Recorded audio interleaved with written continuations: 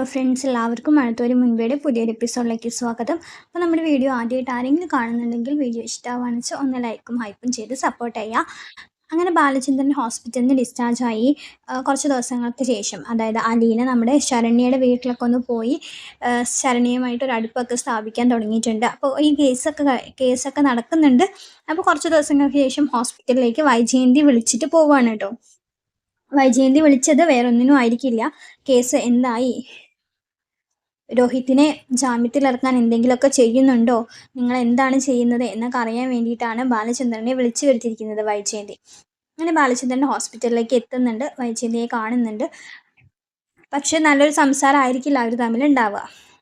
വൈജയന്തി ചോദിക്കുന്നുണ്ട്, എന്തായി, രോഹിത്തിനെ പുറത്തിറക്കാൻ വേണ്ടിയിട്ട് നിങ്ങൾ എന്തെങ്കിലും ചെയ്യുന്നുണ്ടോ, അതോ അലീനേനെ കെട്ടിപ്പിടിച്ച് അവിടെ തന്നെ ഇരിക്കുകയാണോ? അവൾ പറഞ്ഞിട്ടുണ്ടാവും രോഹിത്തിന് വേണ്ടിയിട്ട് ഒന്നും ചെയ്യണ്ട, കുറ്റം ചെയ്തിട്ടുണ്ടെങ്കിൽ ശിക്ഷ അനുഭവിക്കുന്ന വേണം. അവൾക്ക് സന്തോഷമായിരിക്കും അവൻ ജയിലിൽ പോയി കിടക്കുന്നത്, അവൾക്ക് സന്തോഷമുള്ള കാര്യമായിരിക്കും.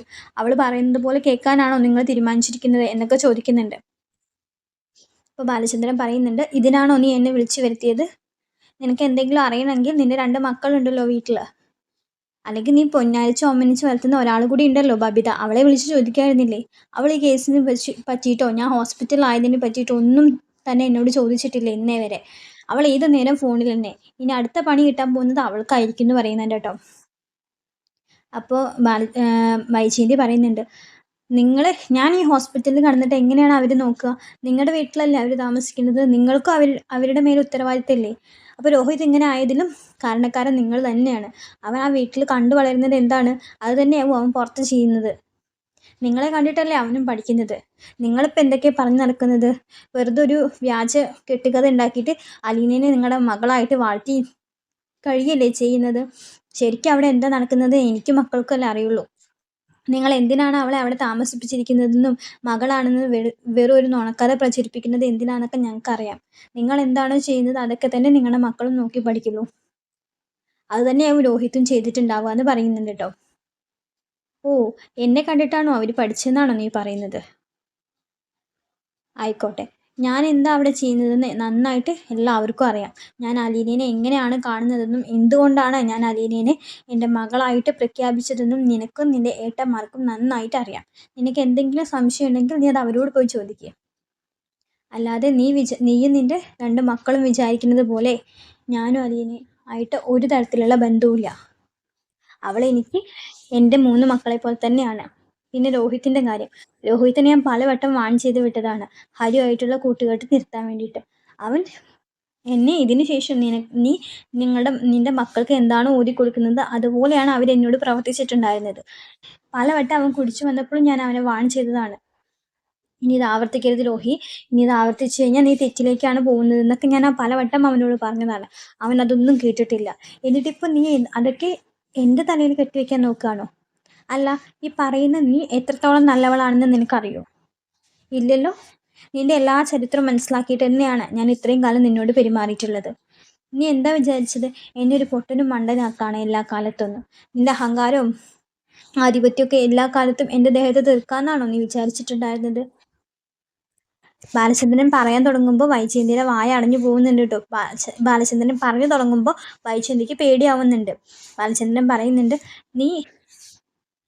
നിന്നോട് ഞാൻ പലവട്ടം പറഞ്ഞിട്ടുണ്ട്, നിന്നെക്കുറിച്ച് എനിക്കറിയാത്ത 2 വർഷങ്ങൾ മാത്രമേ ഉണ്ടായിട്ടുള്ളൂ. അത് നീ ആഗ്രയിൽ ജീവിച്ച ആ 2 വർഷം മാത്രം. ആ 2 വർഷം എന്താണ് ഉണ്ടായിട്ടുണ്ടായിരുന്നത്, അല്ലെങ്കിൽ നീ എങ്ങനെയാണ് ജീവിച്ചിട്ടുണ്ടായിരുന്നത് അവിടെ, അതൊക്കെ മനസ്സിലാക്കിയിട്ട് തന്നെയാണ് ഇപ്പം ഞാൻ നിൻ്റെ മുന്നിൽ നിൽക്കുന്നത്. അതൊക്കെ മനസ്സിലാക്കിയതിന് ശേഷം തന്നെയാണ് നിന്നോടുള്ള എൻ്റെ പെരുമാറ്റത്തിൽ മാറ്റം സംഭവിച്ചിരുന്നത്.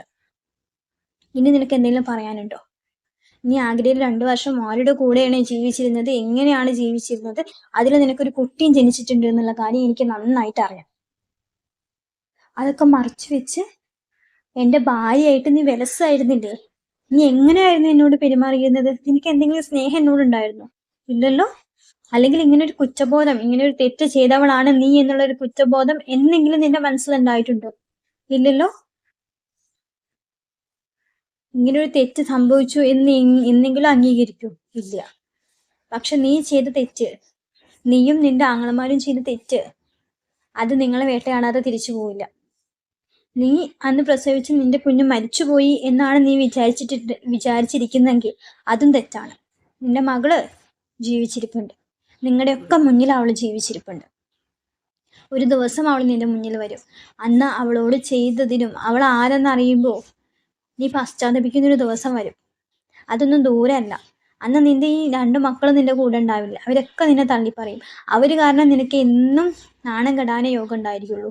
അവർ നിന്നെ തല കുനിച്ച് നടത്തിക്കും ഈ സമൂഹത്തിൽ. അത് നീ കണ്ടോ. ഇപ്പൊ രോഹിത് ചെയ്തതുപോലെ തന്നെ നാളെ ബബിതയ്ക്ക് സംഭവിക്കും. അവളുടെ പൂക്കും ശരിയല്ല. എന്നെ ഒരു അച്ഛനായിട്ടോ എന്നെ ബഹുമാനിക്കാനോ ഞാൻ പറയുന്ന വാക്കുകൾ കേൾക്കാനോ അവൾ തയ്യാറായിട്ടില്ല. അത് നീ വളം വെച്ച് കൊടുത്തതുകൊണ്ട് മാത്രമാണ്. നീ ഇനിയെങ്കിലും നിന്റെ മക്കളെ നല്ല രീതിയിൽ വളർത്തിയില്ലെങ്കിൽ, നല്ലതുപോലെ ശിക്ഷിച്ചില്ലെങ്കിൽ, ശാസിച്ചില്ലെങ്കിൽ അത് ഭാവിയിൽ നിനക്ക് തന്നെ ദോഷം ഉണ്ടാക്കുക. എന്നോടുള്ള ദേഷ്യം തീർക്കാൻ വേണ്ടിയിട്ട് നീ അന്ന് വീട്ടിൽ നിന്ന് എന്നിറങ്ങിപ്പോയോ, അന്ന് നിന്റെ 2 മക്കളും ചീത്തയാവാൻ തുടങ്ങിയതാണ്. നീ അന്ന് ആ വീട്ടിൽ നിന്ന് ഇറങ്ങി പോയിട്ടില്ല. നീ അവരെ നല്ല രീതിക്ക് നോക്കിയിട്ടുണ്ടായിരുന്നെങ്കിൽ അവർക്ക് 2 പേർക്കും എന്നീ ഗതികളൊന്നും വരില്ലായിരുന്നു. നിന്റെ വാശി തീർക്കാൻ, നീ എന്നോട് ദേഷ്യം തീർക്കാനും വേണ്ടി നീ ഇറങ്ങിപ്പോയപ്പോൾ നഷ്ടമാവുന്നത് നമ്മുടെ 2 പേരുടെയും മക്കളുടെ ജീവിതമാണ്, അവരുടെ ഭാവിയാണ്. രോഹിത്തിന് വേണ്ടി ഞാൻ ചെയ്യേണ്ടതൊക്കെ ഞാൻ ചെയ്യുന്നുണ്ട്. കാരണം അവൻ എൻ്റെ മകനാണ്. അവനൊരു തെറ്റ് ചെയ്തു, അത് ഞാൻ സമ്മതിക്കുന്നുണ്ട്. ഇനി അവനെ ആ തെറ്റുകൾ ആവർത്തിക്കാതിരിക്കാൻ ഞാൻ ശ്രമിക്കും. അതുകൊണ്ട് തന്നെ അവനെ പുറത്തിറക്കുക എന്നുള്ളത് എൻ്റെ കടമയാണ്. അത് ഞാൻ ചെയ്യും. അതിന് അലീന ഇതുവരെ എതിര് പറഞ്ഞിട്ടില്ല. നിന്റെ മകന് വേണ്ടിയിട്ടും എന്തൊക്കെ ചെയ്യാൻ പറ്റുമോ അതൊക്കെ ചെയ്യാൻ അവൾ തയ്യാറാണ്. കാരണം അവൾ അവനൊരു അനിയനെ പോലെയാണ് കാണുന്നത്. അതുകൊണ്ട് അലീന ചെയ്യാനുള്ളതൊക്കെ അലീന ചെയ്യുന്നുണ്ട്. ആ ശരണ്യയുടെ വീട്ടിൽ പോയി സംസാരിക്കുക വരെ അവൾ ചെയ്തു. അന്ന് അവൾ ആ വീട്ടിലേക്ക് കയറി ചെന്നപ്പോൾ അവർ അവളോട് പ്രതികരിച്ച രീതി എങ്ങനെയാണെന്ന് നിനക്കറിയോ? മണ്ണെണ്ണ ഒഴിച്ച് തീ കൊളുത്താൻ വരെ അവർ ശ്രമിച്ചതാണ് അവളെ. അതൊക്കെ കൊണ്ടിട്ടും കേട്ടിട്ടും പിന്നീടും അവൾ വീട്ടിൽ പോയി. ആ കുട്ടീനെ കാണുന്നുണ്ട്, സംസാരിക്കുന്നുണ്ട്. രോഹിത് ആ കുട്ടീനെ അങ്ങനെ ചെയ്തോ എന്ന് അവൾ മനസ്സിലാക്കിയിട്ടുണ്ട്. അപ്പോൾ തെറ്റ് ചെയ്തിട്ടുണ്ടെങ്കിൽ അവൻ ശിക്ഷിക്കപ്പെടും. എന്നാലും ശിക്ഷ കിട്ടാതിരിക്കാൻ പരമാവധി ഞങ്ങൾ ശ്രമിക്കുന്നുണ്ട്. അവനെ ഒന്നിനും ഞാൻ വിട്ടുകൊടുക്കില്ല. കാരണം അവൻ എൻ്റെ മകനാണ്.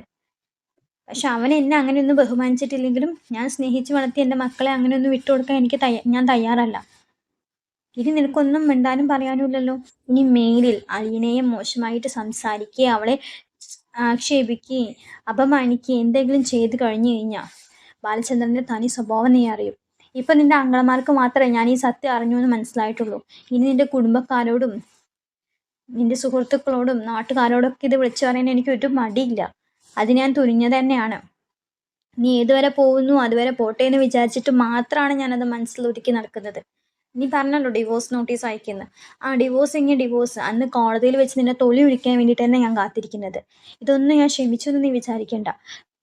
ഞാൻ എത്രത്തോളം വഞ്ചിക്കപ്പെട്ടു, ചതിക്കപ്പെട്ടു എന്ന് മനസ്സിലാക്കിയ ആ നിമിഷം ഞാൻ നിന്നെ വെറുത്തതാണ്. ആ വെറുത്തത് തന്നെയാണ്. ഇനി നിന്നെ ഞാൻ സ്നേഹിക്കുന്നു നീ ഒരിക്കലും വിചാരിക്കണ്ട. ഈ കിടക്കുന്ന കിടപ്പിൽ നീ തീർന്നു പോയാൽ ഇനി എനിക്ക് സന്തോഷമുള്ളൂ. കാരണം ഞാനിത് മനസ്സിലാക്കിയിരുന്നു എന്ന് നീ മനസ്സിലാക്കിയിരുന്നു. ഇനി അതിൽ നീ ഉരുകി ജീവിക്കണം. നാളെ നിന്റെ 3 മക്കളും ഇത് മനസ്സിലാക്കും. നീ ഇങ്ങനെ പിഴച്ചു പ്രസവിച്ചതാണ്, അങ്ങനെ വ്യഭിചരിച്ച് ജീവിച്ചതാണ് നീ ആഗ്രയിൽ എന്നുള്ള കാര്യം നിന്റെ മക്കളെല്ലാം മനസ്സിലാക്കുന്ന ഒരു ദിവസം വരും. അതൊന്നും ദൂരെയല്ല. നിന്റെ അഹങ്കാരത്തിനൊക്കെ നിനക്ക് തിരിച്ചടികൾ കിട്ടിത്തുടങ്ങി വൈജേ. അത് നീ ഇനിയെങ്കിലും മനസ്സിലായിക്കോ. ഇനിയെങ്കിലും ഇവിടുന്ന് എണീച്ച് നടക്കാൻ തുടങ്ങിയ നല്ലൊരു മനുഷ്യ സ്ത്രീയായിട്ട് ജീവിക്കാൻ നോക്ക്. എനിക്ക് അത്രേ പറയാനുള്ളൂ. മനസ്സിലായോ? എന്നും പറഞ്ഞ് ബാലചന്ദ്രൻ ഇറങ്ങി പോകുന്നുണ്ട് കേട്ടോ. ഇതൊക്കെ കേട്ട് ആകെ മരവിച്ചിട്ട് ആ കട്ടിലിൽ കിടക്കുന്നുണ്ട് വൈജയന്തി. കാരണം തൻ്റെ സത്യങ്ങളെല്ലാം ബാലചന്ദ്രൻ മനസ്സിലാക്കിയിരുന്നു. ഇനി തനിക്ക് തല ഉയർത്തി നിൽക്കാൻ പറ്റില്ല. എൻ്റെ മക്കള് ഒക്കെ ചീത്തയായി തുടങ്ങുകയാണ്. എനിക്ക് എന്ത് ചെയ്യണമെന്ന് അറിയില്ല. അതിനുപരി തൻ്റെ മകൾ ജീവിച്ചിരിക്കുന്നുണ്ട് എന്നൊരു സത്യം ബാലചന്ദ്രൻ്റെ വായിൽ നിന്ന് വൈജയന്തി മനസ്സിലാക്കുന്നുണ്ട്. എന്തൊക്കെ ചെയ്യണം എന്നൊന്നും വൈജയന്തിക്ക് മനസ്സിലാവാത്തൊരു സിറ്റുവേഷനിലാണ് കേട്ടോ കഥ കടന്നു പോകുന്നത്. രോഹിത്തിൻ്റെ കേസ് നടക്കുന്നതിനോടൊപ്പം തന്നെ വൈജ തൻ്റെ സത്യങ്ങൾ താൻ മറച്ചു വെച്ച് തൻ്റെ ജീവിതം ബാലചന്ദ്രൻ മനസ്സിലാക്കിയിരുന്നു എന്നുള്ള സത്യം കൂടി മനസ്സിലാക്കുകയാണ് കേട്ടോ. ഇതൊക്കെ വരാൻ പോകുന്ന എപ്പിസോഡാണ്. നമ്മുടെ വീഡിയോ ഇഷ്ടമാണെന്ന് വെച്ചാൽ എല്ലാവരും ലൈക്ക് ചെയ്യണം, സബ്സ്ക്രൈബ് ചെയ്യണം. താങ്ക്